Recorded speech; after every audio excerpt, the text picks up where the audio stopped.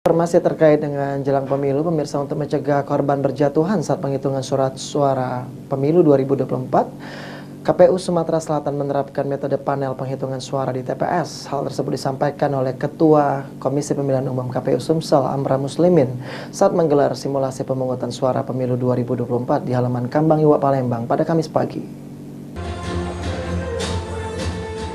Untuk mencegah korban berjatuhan saat penghitungan suara pada pemilu 2024, Komisi Pemilihan Umum KPU Sumsel menerapkan metode panel penghitungan suara di TPS saat menggelar simulasi pemungutan suara pemilu 2024 di halaman Kambang Iwak, Palembang pada Kamis pagi 27 April 2023.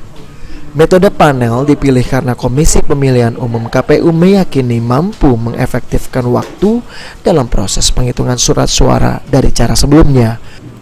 Sistem ini juga menjadi salah satu ikhtiar KPU RI dalam rangka efisiensi waktu berdasarkan hasil evaluasi penghitungan surat suara pada pemilu 2019 yang lalu. Penghitungan surat suara dengan metode panel ini akan dibagi menjadi dua kelompok, di mana masing-masing kelompok itu secara paralel menghitung, yaitu kelompok pertama menghitung untuk surat suara pemilihan presiden atau wakil presiden, kelompok kedua juga di waktu yang bersamaan akan menghitung surat suara pemilihan DPR RI.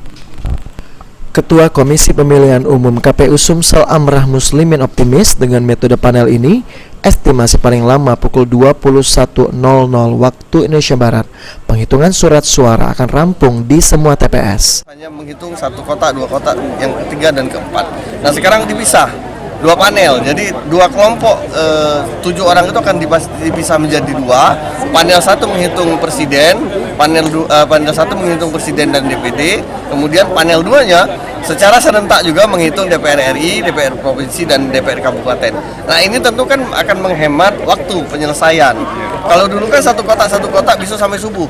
Nah, ini diestimasi kemungkinan paling lambat itu pukul 9 malam sudah selesai, dan tentu ini akan menghindari ya potensi sakit sampai meninggalnya petugas kami di penyelenggara pemilu di tahun 2019. Secara teknis berapa petugas KPPS? Tetap petugas KPPS kita tetap 7. Abidin Riwanto,